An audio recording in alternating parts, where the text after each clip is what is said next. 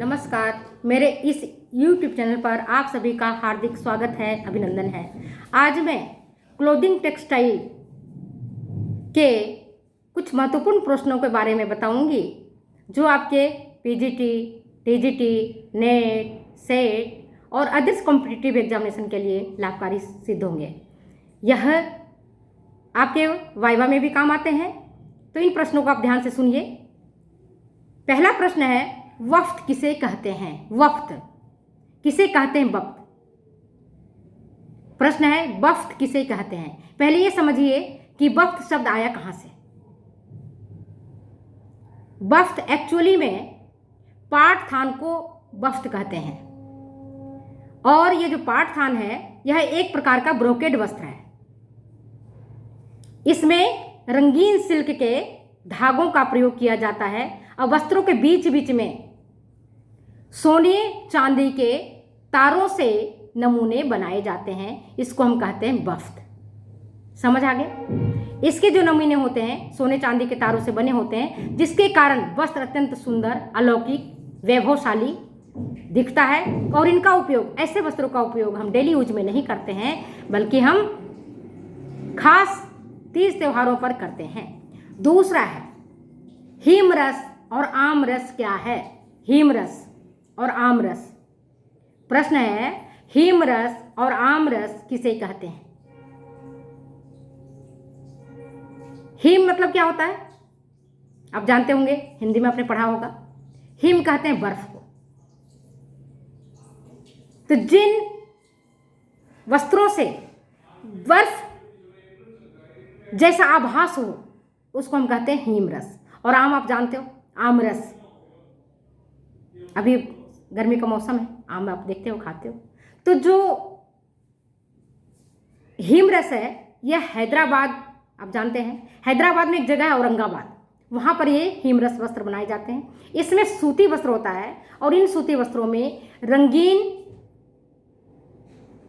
रेशमी धागों से उसकी नमूने बनाए जाते हैं।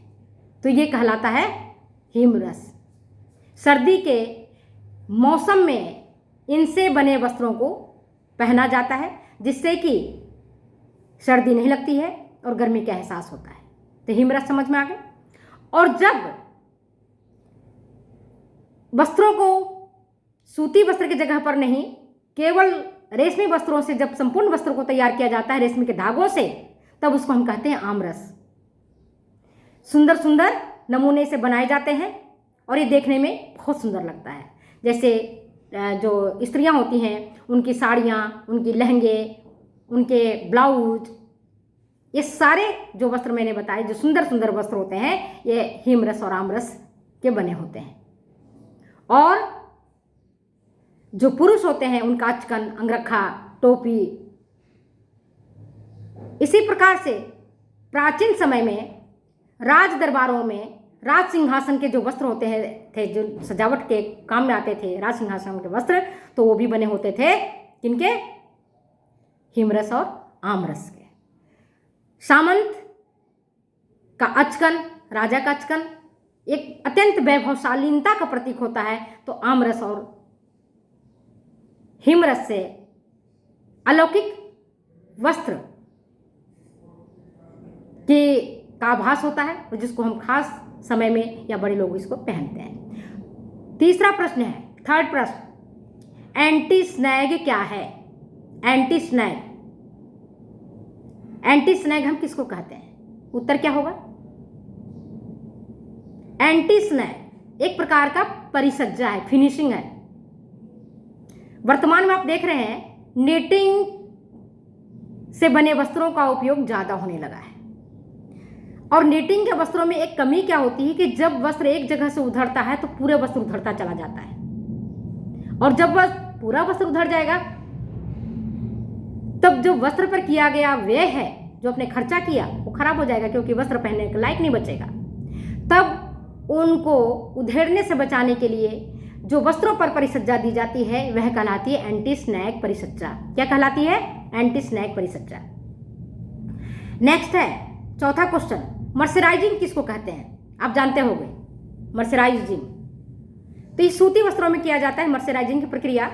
इससे जो वस्त्र है वह बहुत सुंदर, चिकना, कोमल, चमकदार हो जाता है और इससे जो बने वस्त्र होते हैं आपको खरीदने में अच्छा लगेगा, पहनने में अच्छा लगेगा, मर्सराइज्ड इसीलिए किया जाता है। नेक्स्ट आप देखते हो प्राकृतिक ऑक्सीकारक विरंजक क्या है। प्राकृतिक ऑक्सीकारक विरंजक, प्राकृतिक ऑक्सीकारक विरंजक मतलब क्या हुआ, जो प्रकृति में मिलता है। ऑक्सीकारक विरंजक का मतलब होता है कि वो विरंजक, वो ब्लीचेज जिसमें ऑक्सीजन की अधिकता हो। तो नमी और सूर्य के प्रकाश, सनलाइट जो हमें प्रकृति से में मिलता है वो होता है ऑक्सीकारक विरंजक। इसी प्रकार से जैसे आप हल्दी, किसी वस्त्रों में लग जाता है हल्दी का दाग, तो उसको हम छुड़ाने के बाद उसको हम धूप में डाल देते हैं तो दाग ऑटोमेटिक खत्म हो जाता है। इसी प्रकार से कई ऐसे दाग धब्बे होते हैं जिनको धूप में सुखाने से उसका दाग समय के साथ खत्म हो जाता है। और आप देखते हो कई वस्त्रों को हम घास पर सुखाते हैं, कई वस्त्रों को पेड़ पौधों पर सुखाते हैं, तो जहाँ उनको नमी मिलती है, जहाँ उनको सूर्य प्रकाश मिलता है, वहाँ पर ऑक्सीजन की मात्रा ज़्यादा होती है। और जब ऑक्सीजन की मात्रा ज़्यादा होती है तो यह एक ब्लीचेज की तरह काम करता है। और आप देखते हैं ये तो प्राकृतिक विरंजक है। इसके अलावा जो रासायनिक विरंजक हैं उसके वो है hydrogen peroxide, sodium hypochloride, potassium dichromate, potassium chromate, एवं नमक, सोडियम क्लोराइड जो आप डेली यूज में खाने में काम में लेते हैं, नमक, सोडियम क्लोराइड। ये भी प्राकृतिक जो है ना आपका ऑक्सीकारक विरंजक है। प्राकृतिक विरंजक का जब नाम आएगा तो केवल आप नमी और सूर्य प्रकाश का उपयोग करेंगे, और बाकी का जो मैंने आपको बताया potassium dichromate, potassium chromate, sodium chloride, ये सारे के सारे ऑक्सीकारक विरंजक हैं जो कि रासायनिक विरंजक हैं। इसके बाद आता है अवकारक विरंजक। किसको कहते हैं? अवकारक विरंजक का मतलब क्या है? तो विरंजक पदार्थों का जब अपचयन हो जाता है, रिडक्शन हो जाता है, तो उसको हम कहते हैं अवकारक विरंजक, जिसका रिडक्शन हो जाए। इसका कौन कौन से अवकारक विरंजक है? तो देखिए जिंक का चूर्ण, ferrous sulphate, sodium hypochloride, sodium bisulphate, ये सारे अवकारक विरंजक हैं। सातवां प्रश्न क्या है आपका? सातवां प्रश्न है आपका ऊनी और रेशमी वस्त्रों में अगर दाग धब्बे लग जाएं तो उनको छुड़ाने के लिए आप किस प्रकार का विरंजन का उपयोग करेंगे? किस प्रकार का आपको विरंजक चाहिए? किस प्रकार का ब्लीचेज का आप यूज करेंगे अगर सोडियम ये आपका ऊन और रेशमी वस्त्रों में दाग धब्बे लग जाते हैं? तो उसके लिए सबसे बढ़िया सेफ आज तक जो विरंजक है वो है हाइड्रोजन पेरोक्साइड, जिसका उपयोग दाग धब्बे को छुड़ाने में किया जाता है। और दूसरा है सल्फर डाइऑक्साइड। पर अगर आपको दोनों में से चूज करने के लिए कहा जाए कि सल्फर डाइऑक्साइड ज़्यादा बेटर है या हाइड्रोजन पेरोक्साइड, तो आपका आंसर होगा हाइड्रोजन पेरोक्साइड। ये सबसे सेफ है, सेफेस्ट है। सेफ तो छोड़िए, सुरक्षित सबसे ज़्यादा अच्छा है जो कि दाग धब्बों को छुड़ाने के लिए। इससे वस्त्रों के रेशों पर कोई प्रतिकूल प्रभाव नहीं पड़ता है और दाग धब्बे आसानी से छूट जाते हैं। इसके बाद देखिए आठवां प्रश्न है ऑप्टिकल ब्लीचेज क्या है? ऑप्टिकल मीन्स दृष्टि से बना है, ऑप्टिक्स। इसमें क्या होता है कि सफेद वस्त्रों में और सफेदी लाने के लिए ऑप्टिकल ब्लीचेज का यूज किया जाता है। एक्चुअली इसमें क्या होता है कि जो सन की अल्ट्रावायलेट रेज हैं और जो वस्त्रों पर पड़ रहे हैं उनको ये विजिबल लाइट में कन्वर्ट कर देता है, जिसके कारण वस्त्र और भी सफ़ेद झकाझक दिखने लगता है। और इसके लिए फ्लोरोसेंट ब्लीचिंग का उपयोग किया जाता है। आंसर क्या होगा? Fluorescent bleaches. इसका उपयोग हम करते हैं ऑप्टिकल ब्लीचेज के लिए। नौवां प्रश्न है आपका अवशोषण क्षमता बढ़ाने के लिए, वस्त्रों की अवशोषण क्षमता बढ़ाने के लिए किस प्रकार का परिसज्जा दिया जाना चाहिए? प्रश्न सुनिए। वस्त्रों की अवशोषण क्षमता मतलब एब्जॉर्प्शन पावर बढ़ाने के लिए, एब्जॉर्प्शन कैपेसिटी बढ़ाने के लिए किस प्रकार का फिनिशेज हम देते हैं? तो जो जैसे तौलिया है, बेडशीट है, बच्चों के नैपकिन्स हैं, बच्चों के क्लोथ्स हैं, किचन का कपड़ा है, अगर ये नमी को अवशोषित नहीं करेगा तो जो वस्त्र की सार्थकता होनी चाहिए वो नहीं हो पाएगी।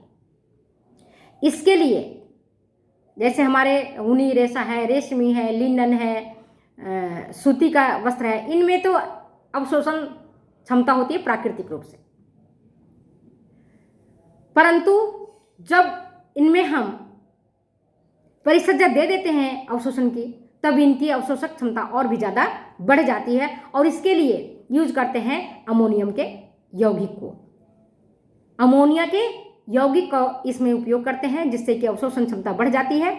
और कई बार आप देखते हैं वस्त्रों में उभार लाते हैं, जैसे तौलिया है, तौलिया में पाइल्स बना देते हैं, छोटे छोटे रोए बना देते हैं, और रोए के कारण उसमें एब्जॉर्प्शन जो है ना बढ़ जाती है, अवशोषक क्षमता बढ़ जाती है।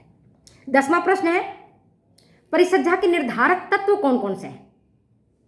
प्रश्न क्या है, परिसज्जा के फिनिशिंग के डिटर्मिनेंट फैक्टर्स कौन कौन से हैं? तो सबसे पहले क्या होगा, वस्त्र किससे बनता है? याद रखिए, वस्त्र बनता है रेशों से, तो रेशा उसका है, जैसा रेशा होगा उसी अनुसार से उस पर परिसज्जा दी जाती है। अगर रुई आपका रुई है, जैसे कपास है, कपास के रेशा है, उसमें किस प्रकार की परिसज्जा होगी, नायलॉन का रेशा, उसमें किस प्रकार की परिसज्जा दी जाएगी, या लिनन है, रेशम है, ऊन है, उनमें किस प्रकार की परिसज्जा दी जाएगी। तो इनके अलग अलग परिसज्जा का क्वालिटी होता है। नेक्स्ट है, मोयरिंग क्या होता है? मोयरिंग, प्रश्न क्या है, मोयरिंग क्या होता है? हाँ, इसके पहले मैंने केवल वस्त्र के रेशों की वस्त्र की चर्चा किया है। तो परिसज्जा के निर्धारक तत्वों में 3 तत्व मुख्य हैं। पहला है रेशों की प्रकृति, दूसरा हो गया धागों की प्रकृति, धागे कैसे हैं, उनमें किस प्रकार की ऐठन दी गई है, ऐठन की संख्या कितनी है, इस पर भी उनका परिसज्जा डिपेंड करेगा। और तीसरा है बुनाई की विधि। बुनाई भी कई प्रकार के होते हैं, जैसे साटिन बुनाई है, साटिन बुनाई है, ट्विल है, रीब है, कई प्रकार के हैं, सादी बुनाई है। तो किस प्रकार की बुनाई है और कैसे उस पर परिसज्जा दी जाएगी, इसको जानना हमें नितांत आवश्यक है। ठीक है। और जैसे जो सजावटी बुनाई से अगर वस्त्र है बना हुआ, तो उस पर परिसज्जा बड़ी कठिनाई से होती है। वहीं पर अगर आपकी प्लेन बुनाई से बना हुआ है, सादी बुनाई से बना हुआ, तो उसमें परिसज्जा दिया जाना आसान होता है।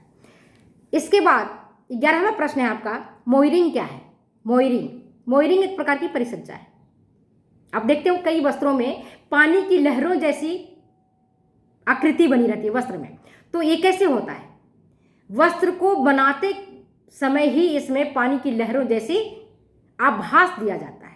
ऐसी परिसज्जा को हम मोयरिंग परिसज्जा करते हैं। इसमें क्या करते हैं, 3 प्रकार के रोलर लगे रहते हैं। इसमें से जो आपका सबसे टॉप मोस्ट रोलर है, उस पर तो कपड़ा को, जिस पर हमको मोयरिंग प्रक्रिया की जानी है, मोयरिंग की परिसज्जा दी जानी है, उसको हम फर्स्ट रोलर पर रखते हैं। और जो बीच का रोलर है, दूसरा रोलर है, उस पर वो थोड़ा ज़्यादा गर्म रहता है, और इसी पर नमूने भी बने होते हैं, अत्यंत बारीक और महीन नमूने बने होते हैं। और फिर क्या होता है कि जब दूसरे रोलर की गति और दबाव पहले वाले की तुलना में जब अधिक होता है, तो जो नमूना उस पर छपा हुआ रहता है ना, वो नमूना वस्त्र पर ऑटोमेटिक छप जाता है। और जब छप जाता है, फिर उसमें एक महीन वापिस इन नमूने बनाए जाते हैं। और जब इन नमूनों पर प्रकाश की किरणें पड़ती हैं, तब इनमें अनोखी चमक उत्पन्न होता है। इसको हम कहते हैं मोयरिंग। तो आज मैंने आपको इम्पॉर्टेंट क्वेश्चंस बताए हैं, जो कि आपके विभिन्न प्रकार के कॉम्पिटिटिव एग्जाम्स में भी आएंगे, और यूजी और पीजी की छात्राओं के लिए जो अभी यूनिवर्सिटी एग्जाम्स देंगी, उनके लिए भी अत्यंत लाभदायी है। तो अगर आपको ये वीडियो अच्छी लगती है तो प्लीज़ शेयर करें, कमेंट करें, सब्सक्राइब करें। Thank you. फिर मिलेंगे अगले वीडियो में अगले एपिसोड के साथ। थैंक यू, नमस्कार।